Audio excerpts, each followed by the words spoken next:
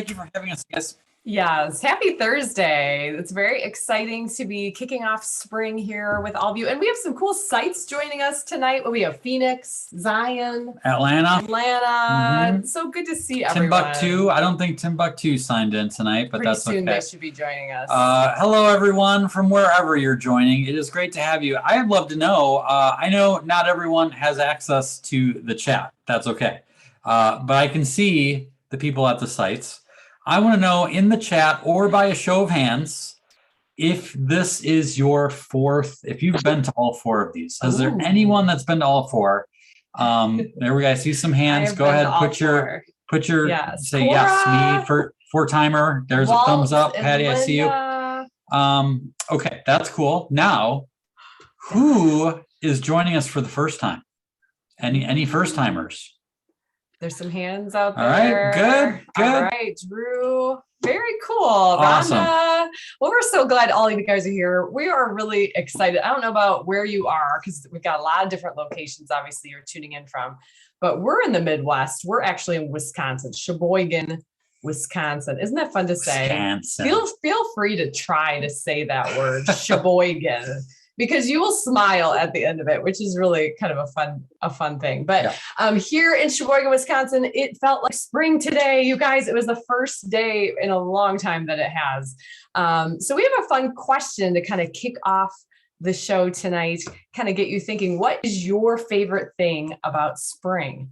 Now, I know like Phoenix, spring in Phoenix. It's a different 150 animal. degrees in Phoenix right now, isn't it? That's spring in Phoenix. You Is guys that have a thing? spring-like weather in other times, though. So even if spring isn't the traditional Midwest spring, seasonally, it's same with Atlanta. But what are your favorite things about spring? Feel free to put those in the chat. And 98 degrees. Oh, are you joking? Is that true? According to Mackenzie. Oh my gosh.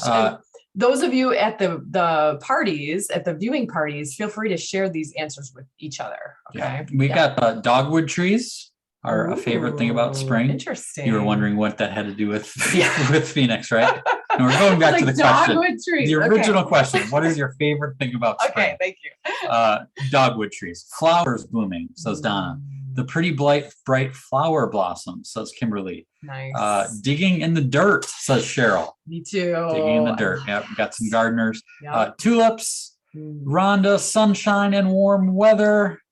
Ooh, here's a good one. Mariah says that in between time where you don't have to kick on the AC yet or turn on the heater, saving on utilities is a nice bonus, right? That's depending on where you live, that's a short window. How long does that last for people? Yeah.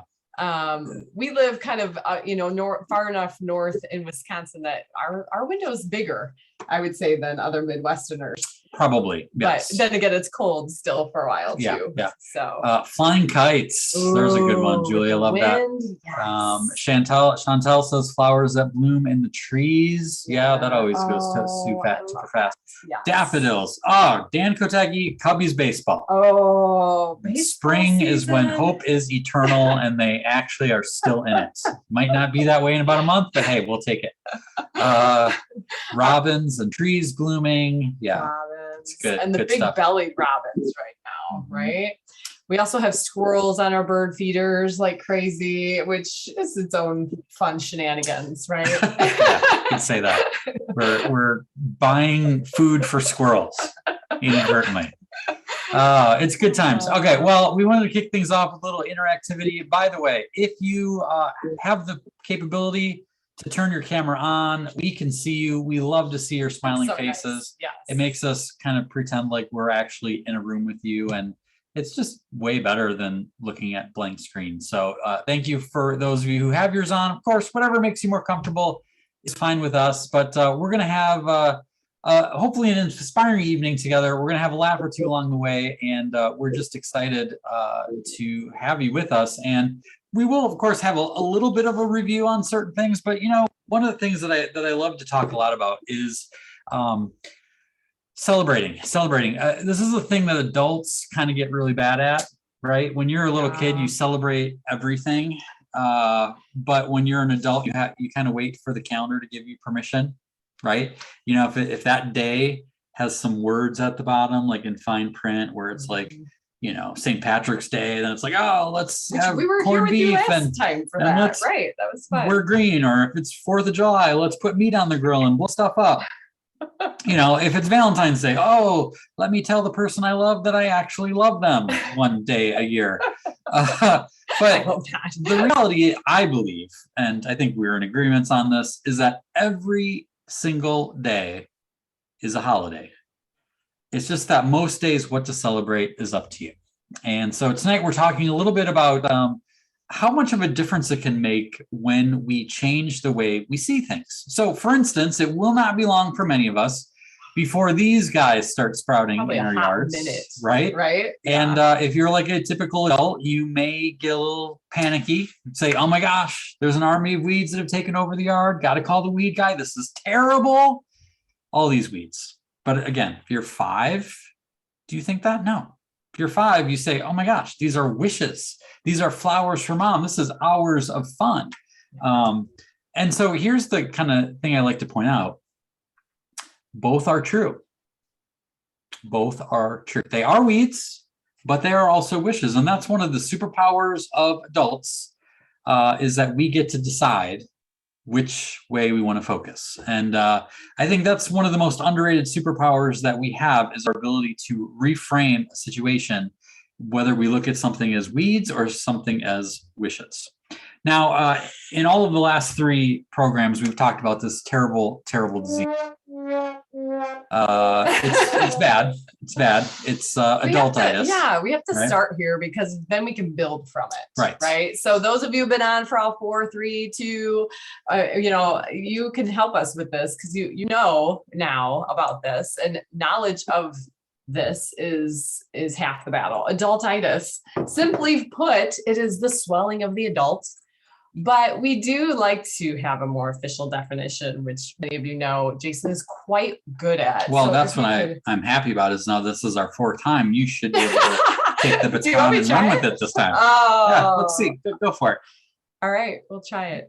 Let's do it. You want me to put the slide up? Yep. Okay, you're going to look at it and cheat? Nope, I'm going to look at the camera. All right. Adultitis is a common condition occurring in people between the ages of 21 and 121, marked by chronic dullness, mild depression, supervised stress levels, and general patients, some extreme cases of the ability to smile. Onset could be accelerated by an excess burden, bills, responsibilities, or boring work life. Generally, patients with this condition are not fun to be around. Not bad. I did not practice that, you guys. Not this is this thing. That's pretty good. Yeah, that's basically the long and short of it. There are. You get that job next time. Okay. I just wanted to see if you could do it. You've heard me enough times. It's soaked in. But there are some signs. Because some of you might be wondering, oh my God, this sounds pretty bad. How do I know if I have it? Well, one example is if you feel busier than a beaver with one tooth. Ooh. Busy. A lot to do. Right? A little extra work there.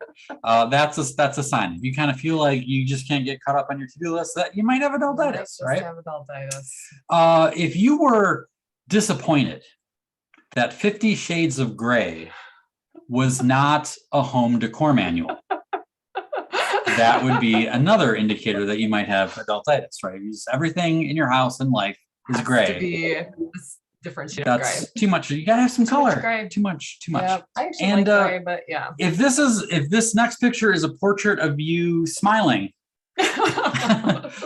some people like, I am smiling. And that's like, a colored picture of you too. Yeah, it's like full color recent picture of you smiling. You probably have adultitis, right? Now, as I said, we're here to talk a little bit about the superpower of reframing the way we see things. And a good example of that, of course, is the pandemic that we've been through for the last 20 years, and just seemed like that. And the reality is, like, yeah, there have been some really terrible things that have been a part of the pandemic. I don't need to rehash them. We all know what they are. But there have also been some pretty neat blessings that have come out of that storm as well. Some opportunities to learn new technology and maybe to get closer to certain people and to work from home, which has been a blessing for a lot of people. There's a lot of blessings, but again, it just depends on how you look at things. And so I remember we had a situation a few years ago in our old house where our basement was kind of Yes. had a little bit of a leak. Especially this time of year when the spring rains came. Also came the stress because our carpet would get wet in the basement. And it was just enough wet that you weren't like ripping it up, but you were putting the humidifier or dehumidifier on. Mm-hmm. And it was starting to stress us out because we weren't sure what the problem was, how bad it would be, if it was going to cause sickness or illness, and lots of bills. Finally, we pulled in Jason's dad, who is very good at home construction and home repairs.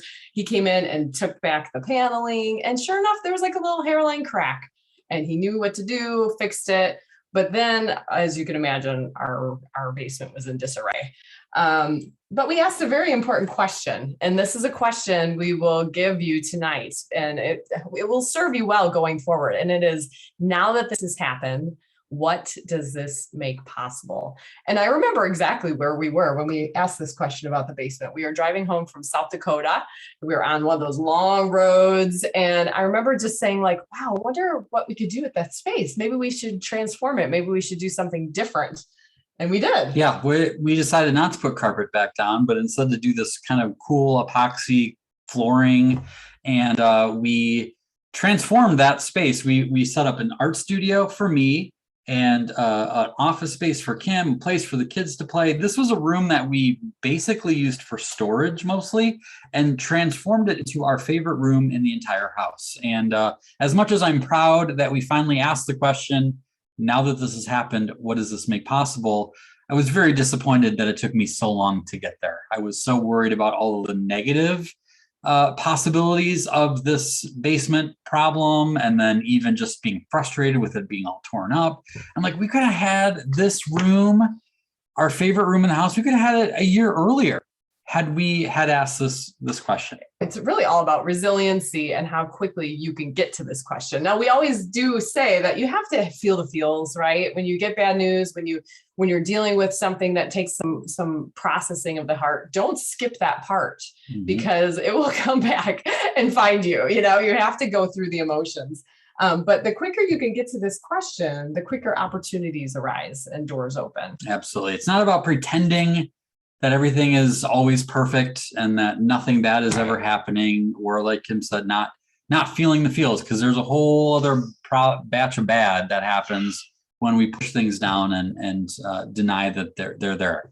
But like you said, we can be resilient by as soon as we can start looking for those silver linings, because the people who see silver linings are the ones who are looking for them. That's the key. So let's continue on. I've got a kind of a fun story that I've been teasing for a while that I cannot wait to share with you guys. Life moves pretty fast. You don't stop and look around once in a while, you could miss it. All right. Well, speaking of looking at things in a kind of unusual way or different way, we've got our favorite artist, Mr. Bob Ross. Some of you may remember watching him on TV with his happy little trees and his happy giant afro. And he had one of my favorite concepts that he would share was the idea of happy accidents.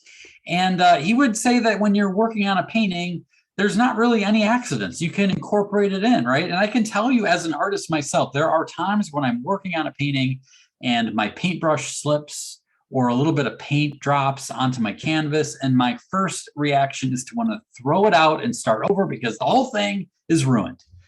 And then I hear Bob in the back of my head saying, no, man, that's a happy accident. Maybe there's supposed to be a bush right there. Maybe that sky is supposed to be that color, right? And I'll tell you what, 9 times out of 10, when I lean into that mentality and I work with whatever it is that happened, my painting ends up even better than my original vision. And I think that is how it is with life too. We are all artists. I don't care if you can only draw a stick figure. We all have the opportunity to create a masterpiece out of our life in the time that we've been given. And whether or not we see these roadblocks, obstacles, problems as happy accidents is up to us. Now, I don't even remember how long ago it was now, is within the last 10 years. I was speaking in Minnesota, and I got off of stage, and I had a phone call immediately right after I got off stage from my wife, Kim. Kim does all of our bookings and management, so she knew my schedule and knew when I'd be done speaking. And she told me that my dad had called and was declaring an emergency family meeting for the very next day. Now, the very next day was kind of gold because it was the only day that I was going to be home with my family over the course of a week. And so it was kind of, I didn't want to just give that up. And my dad has a little bit of a history of making bigger deals out of things than they actually are. So I called him up and said, "Hey, Dad, got your message. Is this something that maybe we could put off till next week? Or could we talk about this on the phone?" And he was really serious. He said, "No, I really don't want to put it off. And this is not something I want to talk about over the phone with you. I'd really appreciate it if you could be there tomorrow." We hung up. And then I could tell it was serious. And so now I had 24 hours to imagine worst case scenarios, right? You know how that is. The not knowing is the worst part. So I got to my youngest brother's house the next day. It was me. I have two younger brothers. Our wives were there. We got there before my parents did. And we had a chance to kind of exchange notes and guess, like, does anyone have an idea of what this is about? Is this about mom? Is it about dad? We had no clue. Well, finally, what felt like a million years later, my parents drove up and I could see in the passenger seat my mother, who looked like she was wearing a white sweatshirt with the hood pulled up over her head. And I was like, oh man, it's something to do with mom. This is bad. This is not good. Because, hoodies are a normal look for many young people, but for my 60-year-old mother, I'm like, either she has a rap album coming out tomorrow or something bad is happened to my mom. And so she gets out of the car and I look closer and I realize she's not wearing a hoodie. No, she doesn't have a sweatshirt. She is wearing a beekeeper costume. Yeah, you heard me. A beekeeper costume. Then my dad, he gets out of the car. He was driving. He's dressed head to toe as a bee. Like, what is the proper response in a situation like this? I don't know. They get out of the car. They seem to be in good spirits. They come. They give us hugs. They seem happy. We're like, what? Are we going to Disney World? Is it like, I don't know why you dress like a bee to tell us we're going to Disney World. What's going on here? Well, then my dad pulls out this cardboard box and he puts it on the living room coffee table, kind of sets up a makeshift lectern. And there's a little paper on it. And it's like a sign. And it says, stuff happens. And underneath it had a smiley face and a frowny face. And the frowny face was crossed off. And then my dad, dressed as a bee, launches into a speech about all of these different things that we've encountered as a family, all of these difficult moments and how we've overcome them all. And we're all at the edge of our seat saying, would you get to the point, man? And then finally, he says, I went to the doctor and they found something. It's cancer. And with that, it felt like all of the oxygen was sucked out of the room. But he kept talking. He said, we went to the doctor, we got our tests, we went to the Cancer Treatment Center of America, and they told us that we would be able to fight this thing. It's prostate cancer. We caught it early. The prognosis is good. We already have a date set up for surgery. And with that, slowly hope started to return. And it was at that moment that it occurred to me that I bet no one in the history of ever has told their family that they have cancer dressed as a bee. But that is exactly what my dad did with his partner in crime, my mother. Now, what was funny about this is we heard the story that they had to drive up to Wisconsin from Illinois, 2-hour drive. They had to stop for gas along the way. And can you imagine that image? They stopped for, I think, Culver's lunch along the way. I mean, I'm pretty sure they still talk about in hushed voices at that particular Culver's the day the bee drove up to order a Butterburger. I don't know. I don't know why I don't have pictures of that. That's the biggest crime of the century. But what was fascinating to me was the attitude that my dad had. That was the biggest lesson of the entire thing. And I was so impressed by this that I made artwork for him. I made a painting just for him and I gave it to him. It was really meant to be more of a tribute than an encouragement because it didn't really look like he needed any encouragement. And he liked it and he said, you know what, can you make these into pins, like buttons that you would wear? And I was like, yeah, I probably could. And so I made these buttons for him. And now he has purchased hundreds of these things and he gives them out to people. He gives them out to people who have cancer. He gives them out to people who know someone who has cancer. He gives them out to people who read a book one time and one of the characters had cancer. It doesn't matter. The rule is if you comment on his pin, he will give you one. That's it. And then he's got a little notebook where he keeps track of all of the people that he's given bee pins to over the years. What I love about this is that, as many of you know, it doesn't matter what kind of cancer you've had or know someone has. Like, cancer has impacted all of us, and it is a marathon, and you need all of the faith and hope and love that you can get. And my dad was kind of like the dude in the marathon who was handing out water to people running by.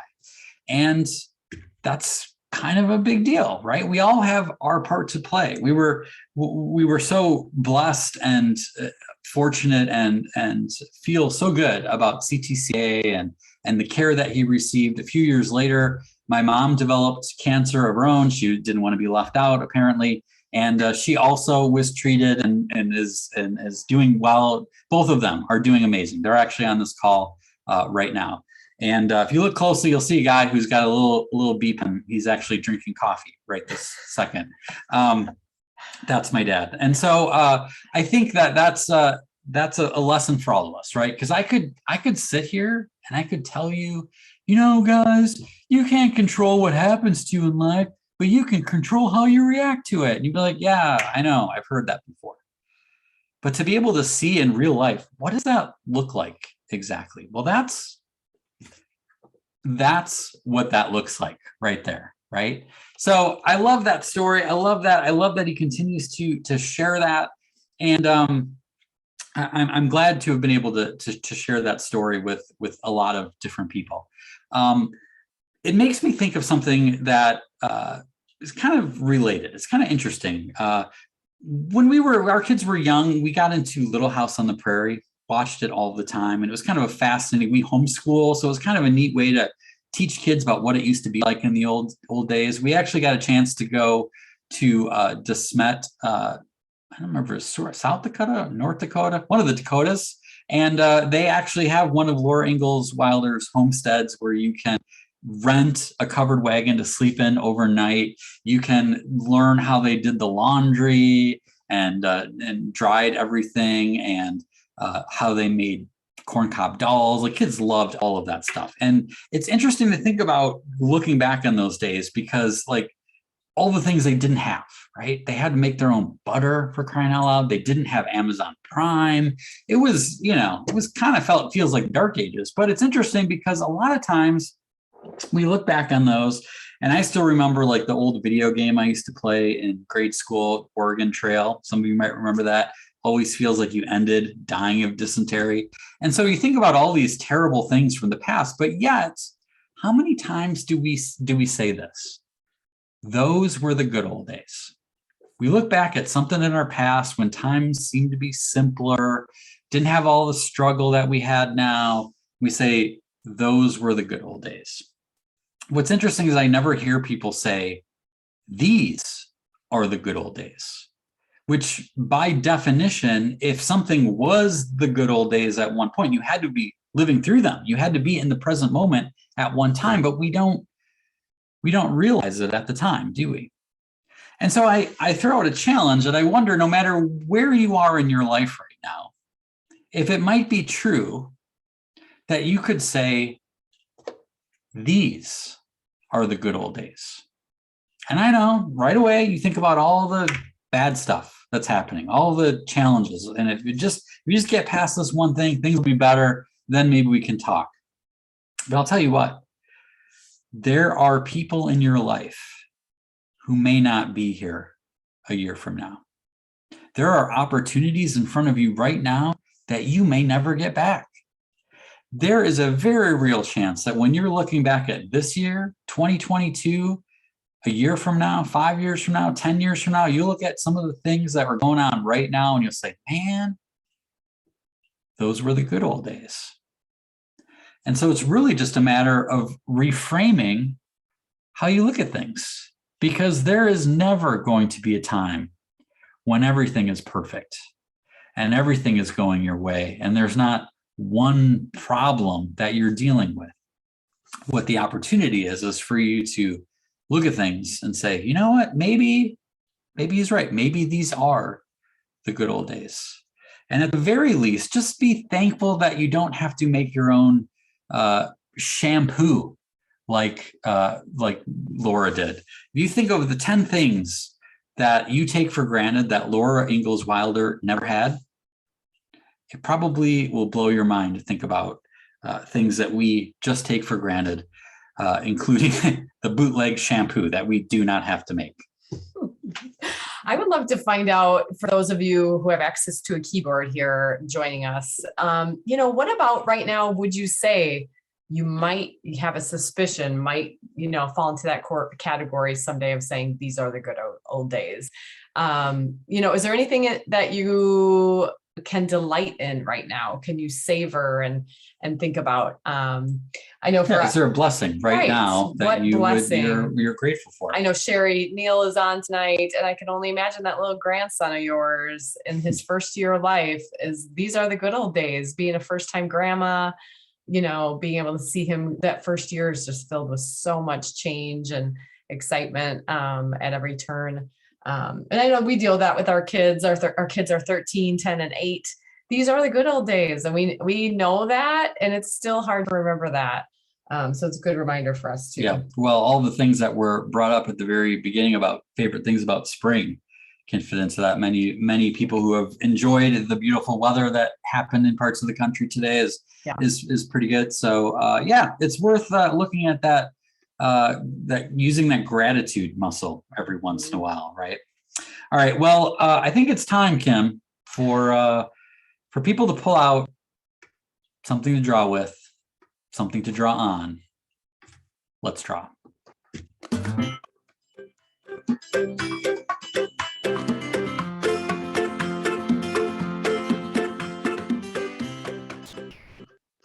All right, for those of you who have not joined us before, Jason is an artist. All this art that we're sharing is his. So this is kind of like a portion of our presentations where we say it's kind of like Bob Ross meets Willy Wonka. Mm-hmm. And you're going to take a step by step. I'm going to draw tonight too. Yeah. So like Kim said, if you haven't joined us, we would love it if you would not get in the way of the idea that you don't think you're an artist or you can't draw a stick figure. Like, we're not going to draw stick figures tonight. But we are going to draw something that's kind of fun. And I have to give a shout out to Chevelle, cancer-free for 1 year. That's pretty rad.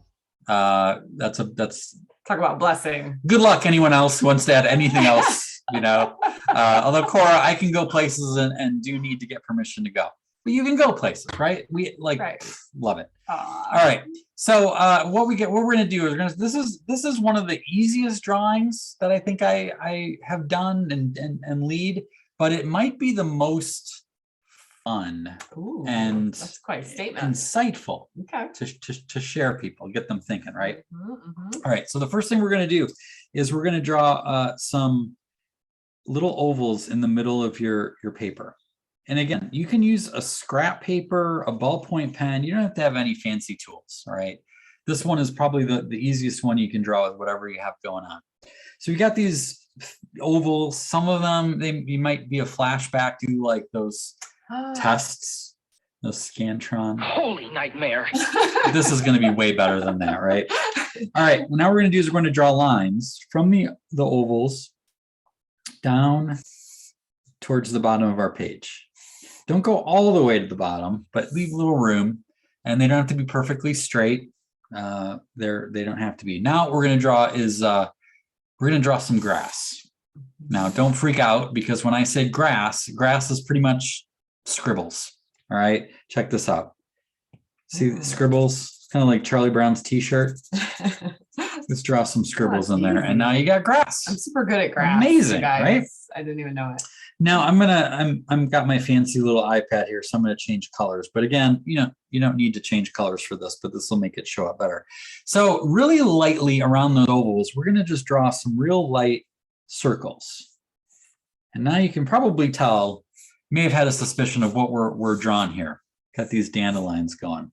And what I'm gonna do, I've used those little light lines, thin lines to give me a guide to do these little hash marks around the edge of the circle. And these hash marks are sort of like the fluffy parts, or at least give the illusion, Michael. 10 points if anyone got that reference, of the fluffy parts of a dandelion. So it gives us the shape, the round shape, and also makes it feel light and airy with the spaces. And looks like a Dr. between. Seuss character. It does a little bit look like the Who's from Whoville, right? Right. So we've got these, and then Arrested Development. There you go. Dan, of course. Got some little 10 little dots. 10 points for Gryffindor. 1,000,000 points if you got that reference. All right, so underneath all of these dandelions, what we're going to do is I'm going to go back to my green, and I'm going to write a word. And you probably can guess what word I'm going to write. I'm going to write the word weeds. All right. And then underneath weeds, I'm going to write the word wishes. And my favorite part, I like to use like a nice bold color, but you can use your chunky line for whatever you got. And I'm going to draw a single line through the word weeds. Now, I only want to put a single line because I want people to be able to read what it originally said. And cross it out really hard. Yeah, cross it out, but I don't really know what you're trying to say there. And there you go. It's probably it's definitely one of the top 3 paintings, drawings, concepts that I've ever done in my career that resonates the most with people. And I think what's most powerful is it's just so simple. Is it communicates a really powerful reminder of the superpower that we've been talking about, of the ability to decide how we choose to see things. And yeah, so the word underneath is wishes. Yes. Ron asked. Oh yeah. Might not be able to see it. Oh yeah. I'm not sure if we can see it or not, but it might be cut off with our name. I think it's So time actually, to let me see do this. yours, right? Oh, there we go. There we go. There we go. I want to see what you've got. So if you joined us, even the viewing party, I see you guys kind of hold up. Okay, what do we got? Donna. I see Donna's. Great job, Donna. There's Cora. Nice. Linda, great job. Rhonda, Chevelle. Look at you. You got some colors in there. Drew. Oh, there's another hand there. Who's that hand that's in there, Drew? Oh, there's another person. Oh, they're very tall. It's just a invisible person over there. Good work, you guys. Oh, there we go. Hey. Good to see you. Good job, you guys. Yeah, so that's, I think, one you could probably replicate anytime. I know. Now that you've seen we it actually done, had right? I don't know if you guys have ever heard of the wonderful early childhood program. Did you put yours up, by the way? No, I didn't. All right, let me see if I can show you.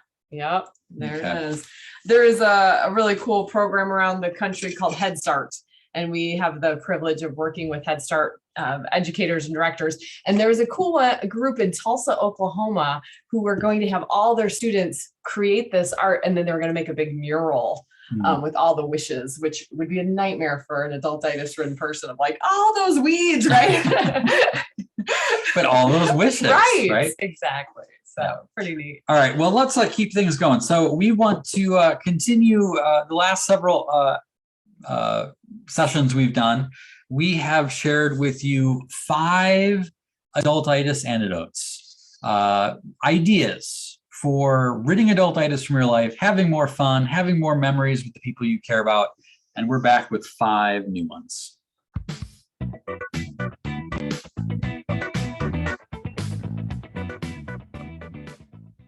All right. This is one of my favorites. Wear your whimsy. We here at Escape Adulthood love whimsy. And, a simple way to fight adultitis is to add a little whimsy to your wardrobe. Now, fun socks, I mean, that's so easy, right? No brainer. It doesn't get much easier. And they're everywhere. They're like at the gas station now. I literally bought fun socks at the gas station. I'm sorry to hear that. No, this is a good thing. Was that like a better deal? than buying a Snicker bar. Buy $500 worth of gas, you get free socks. I only filled up once, so if that tells you anything. But so the coolest part about this is that we already talked about this earlier in the show, right? My father-in-law Walt literally wears these every day. I don't know if you know this, Walt, but so does my dad. Every time I see my dad, he's got his Be Optimistic pin on. We got some Stitch socks. Oh, Cora. God, those are so cute, right? That's pretty rad. The other thing, obviously, if you have to dress up for work or that sort of thing, you can do all sorts of things, whether it's a fun hair tie or maybe a necktie. Just adding a little pin like this, but it could be just fun earrings, right? So I think there's a lot of creativity you can take in fighting adultitis with your wardrobe. Yeah, I finally got possibly a reason to buy an Apple Watch because I know a guy who has one, and apparently they have a setting where you can have Pixar characters be on the face, and they pop up like every time you move your watch or whatever. The screen or something. That's a little whimsy. I like that. That is pretty neat. All right. Well, here's another fun game to play. This is something you can do while you're on a road trip. It can be something while you're waiting at a restaurant with friends. There's a lot of things for it. Basically, it's called Interesting Facts. And you have to talk in a very pretentious manner. And you basically make up completely ridiculous fake facts about things around you. So one day we were just playing this. We were riding in the car with the kids, and we saw a Culver's semi truck. Oh yeah. And I remember I said, "Children, interestingly, Culver's semi trucks all run on oil from the cheese curds that they fry." And it was just like dumb, stupid stuff. As long right? as you say interestingly at the beginning, you can say whatever you want. Right. Our kids do it all the time now, where they'll say, interestingly. And then you just state some fact that is not true. Yeah. And I'm really bad at it because my facts kind of sound true. Yeah, you don't really get the game very good, but I'm not really quick on my feet with the wittiness like he is, so I don't play this game. Interestingly, we have very tiny versions of this that actual honeybees wear in the hive. Don't we? No. Where's the lie? So anyway, it's a fun thing to pass the time. Interesting facts. What else we got, Kim? Oh, this is a good one. So, the idea of having dinner with people you love, right? We talk about that all the time. This is a very big thing that we find that we're always advocating. Don't miss out on these dinners. Well, if you want to level up on the dinners you're having with the people you love, try a closet raid banquet. And this could just be as simple as having a theme and saying, hey, come over for dinner Friday night, or our dinner Sunday night that we're already going to have. Come to dinner dressed as, the seven, is it the 60s, 70s? Yeah, baby. Yeah. Yeah. Mm-hmm. Or maybe it's an 80s night, or maybe it's, 80s night. Maybe it's 80s play some night. Duran. Maybe it is the Olympics, right? This family is our dear adultitis fighters that have been following our work, and we cheer them along because, man, they pull out things like this, you guys. They go to their closets and they have these themed dinner nights. Now, this was happening when they were together with their college-age student who came home from college from the COVID stuff. And they were just getting in a rut, and they said, you know what? No, we're not going to do this. We're not going to let this beat us. We're going to bring some fun to it. So they took turns setting a theme, and every Saturday night, not only did they set the music, but they would have like a movie that would go with it afterward. So the possibilities are endless. It is. Right? It's a lot of fun. And, obviously these people went all out, but just get some wigs or some Halloween masks, anything. He actually cut that bush and put it on his head. Yeah, you need to sacrifice a bush. You got to do what you got to do. All right. All right. Here's another one that's kind of fun. It's called Penny Date. And if you are in a relationship, you've been with someone for a little while, at the very early stages, you're all giddy and giggly and you love each other. And then after a while, things can kind of get like been there, done that, got the t-shirt, right? And so if you're looking for a way to kind of spice things up and, bring a little bit of that fun back, right? Go on a penny date. How it works is you get in the car and you decide ahead of time on a number. Okay. One of you picks a number, but preferably something above 10. All right. But probably don't want to do like 100 and you'll understand why in a second. So basically what you do is you pick a number, say 15. Then you get in the car, you leave and you start driving in a direction. And anytime you get to an intersection where you have to make a decision, you flip a coin and you go left if it's heads, right if it's tails. And then you keep going.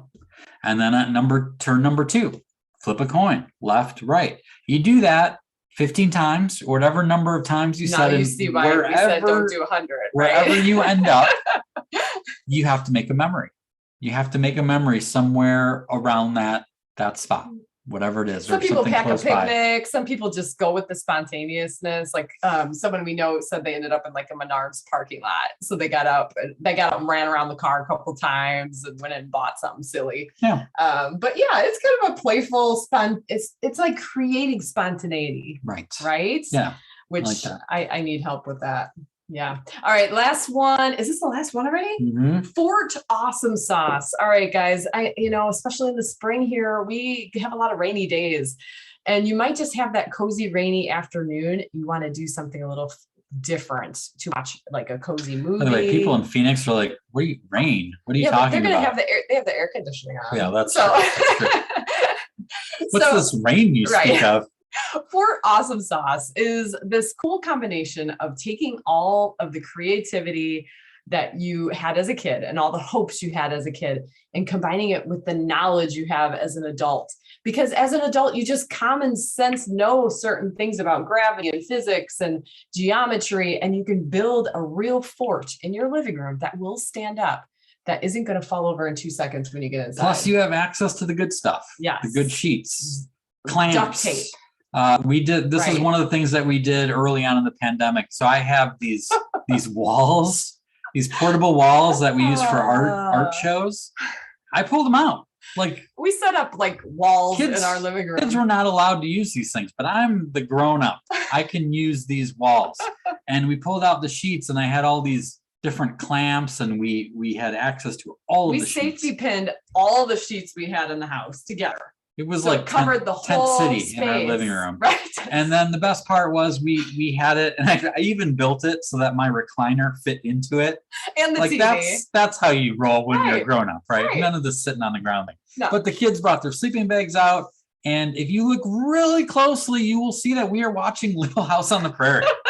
And we put Christmas lights up, and no, it was not Christmas and at all. It was Sounds like COVID. April. It was Yeah. April or May.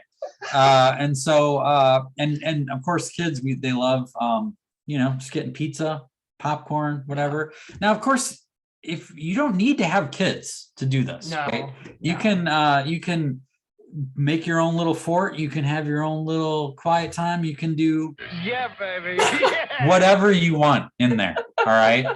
So don't just be like, oh, I don't have any kids, I can't do. That's bull. It's a ball. There's But stuff you can do. how about this? How about if you have grandkids or you have neighbor kids that, are looking for a fun afternoon? What would you do? How would you blow their minds if you're like, we're going to build a fort? And they're like, oh yeah, I've built a fort before. And then you're like, Not like this, oh kids. no, we're going to build a fort. Let me show you. So there you go. 5 ways to fight adultitis. Some of our Right. best ones, I think. I have to say, yeah. And if you missed the last few sessions that we did, this is our 4th time we've been here with the Cancer Fighters. So feel free to go back on YouTube. There's a playlist on the Cancer Fighters YouTube Jen has channel. made a playlist. So you could go back and watch any of You those. can binge it. You can binge it. You could skip right to the parts you like. I've never heard anyone say they binged us. Well, But you could.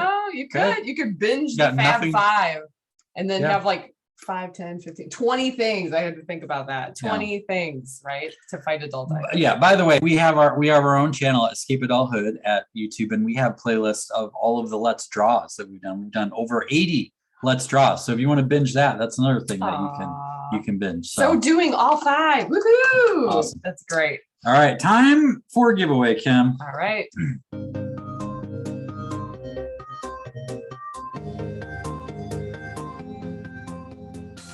Print, right. Okay, so what we're giving away, the last I think the last 3 we did the similar thing where we gave away a print of our featured artwork. So we've got, I don't have one with me right now, but it'll be a matted 11 by 14 and a 16 by 20, right?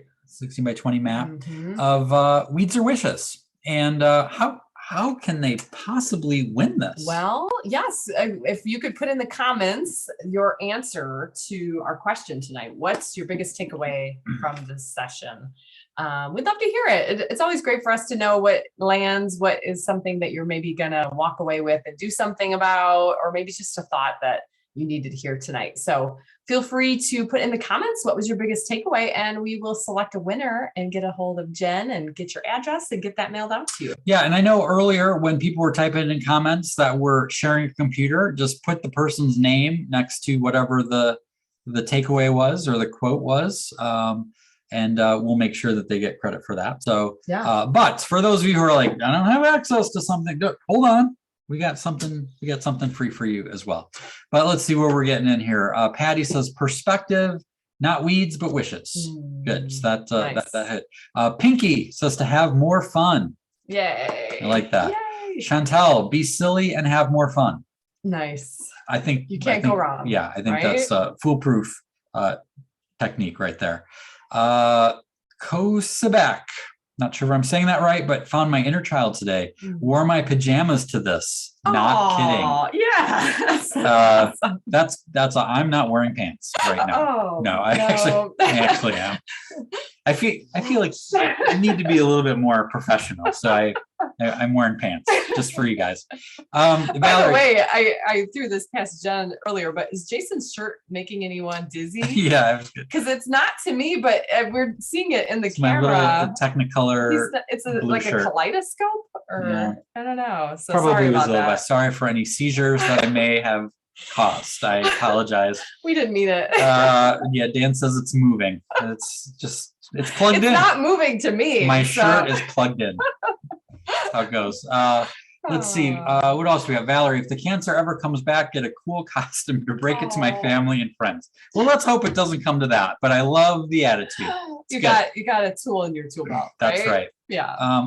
we had a story that we shared on our live show a few weeks ago of a friend of ours who had skin cancer, I believe, and she was going back to get treatments and immunotherapy. And every time she went back, she went in costume, and she and her husband went in costume. And it not only gave her something to look forward to, but then all of the nurses and all the people on staff were just loved them coming in. A pile of pictures, because she had to go back so many times. Like it was just like one thing after another. They had she dressed up like a lion one time. Yeah, they did animals. They did like Queen and King. They did, you name it. Yeah. They did it, and I think people started giving them costumes too, which is really fun. Yeah. Yeah. Let's see. Rhonda, celebrate like every single day is a holiday. Yes. Avery, bad situations can always be turned to good. Oh, that's from Thomas. Thank you, Thomas. That's a good one. Thank you. Donna, life does not need to be serious all the time. Live like you're 5 again. Be a little silly. Yay! Like I bet Donna's making up for it. And send us a picture. I know, right? Candy says, turning our cancer weeds to wishes, dressing up for surgery, or dying colonoscopy prep purple. Oh, there you go. Awesome. Some good creative takes. Well, thank you for that. Adultitis, thank you guys. Okay, so we will pick a winner before we get off here and be in touch with Jen to get your information and get you a print. However, we also have a freebie for everyone. So you want to hold up? Yes. Kim? Yep. We have a 5x7 version of this print that you can download for free and print off of your computer. All you have to do is go to escapeadulthood.com/insider, enter your email, or text escape to 66866. It's totally free. And you'll get access to what we call the Adultitis Fighter Arsenal. There'll be a link in the email, and it's got not only links to this artwork, but the other artwork from past shows. Yep. And there is a link there to our full Chance of Awesome book, the digital version that has the bee story in there, and some of the other stories we shared tonight. That there's a free And there's version of that coloring as well. sheets and ebooks and all kinds of crazy lists and stuff. all this fun stuff. We just keep putting more stuff in there, you guys. So it's very fun. Yeah. So just to wind down, I can't believe our time is already almost over, but I just wanted to share one last couple more thoughts with you. This is a painting that I love to call Enjoy the Climb. And the premise of this one is, sometimes when we're in the middle of things, a challenge, we only see what's right in front of us. So these goats, they look like they're on this, cold path and all that. But when you look at the big picture, you see this ridiculous ice cream cone, and it kind of tells a different story, right? And it reminds me of the best $20 I ever spent. So I was having dinner with some speaker friends one day, and the question came up, and they said, Jason, or to all of us, they said, of all the places you've ever been that speaking has led you to, where would you most like to return? And the first thing that popped in my head was the Quality Inn at Clearwater Beach. Now, as everyone else was saying things like Tuscany and Australia and Brazil, all of a sudden I'm like, oh, I can't share a Quality Inn at Clearwater Beach. That is so not sexy of a story. And finally it came to me, and they're like, well, Jason, what about you? And I was like, Quality Inn at Clearwater Beach? And they all kind of turned at me and they said, well, there's a story there. And I'm like, yeah, there is. Well, this was about a couple years into our speaking career. Kim and I didn't have children yet, and we were able to travel together when I had speaking engagements, and we had one in the Clearwater area. And so we were checking into this Quality Inn, and we get to the front desk, and the maitre d', as they have at Quality Inns, said, do you want to upgrade? I love I'm saying it like in a French accent. Even. They're like, do you want to upgrade to the ocean view room? We have an ocean view room available. I'm like, oh, really? Well, what room are we in now? And they said, well, you have the garden view room. Now, anyone who travels at all, the garden view room is French for air conditioning unit view. It's basically what that is. So I said, well, how much extra is the ocean view room? And he said, it's $20 extra a night. Well, Kim and I, we had to powwow on this because we didn't really have the budget for $20 extra a night. Because if you remember what I said, we were checking into the Quality Inn at Clearwater Beach. And so we were like, well, I don't know, maybe we could just go to Subway for lunch tomorrow, or, and we basically cast our cares to the wind and we said, we'll take it, sir. We'll take your ocean view room. And we checked in that night. And I remember as I was telling the story to speaker friends, this was the picture that popped in my head. And I remembered this picture because it was a selfie. This was a selfie before selfies. This was, you can see in the shadow, this is like a regular camera. Like, and we in the old days, kids, we didn't know we had to just like picture. turn it, and you couldn't see what you looked like. You just kind of had to hope for the best. And I remember sitting in that hotel room feeling like $1 million.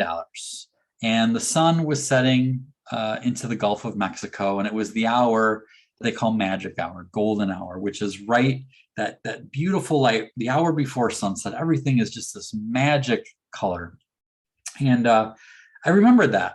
And the reason I remember that is because I also remembered that even though we felt like $1 million, we didn't have $1 million.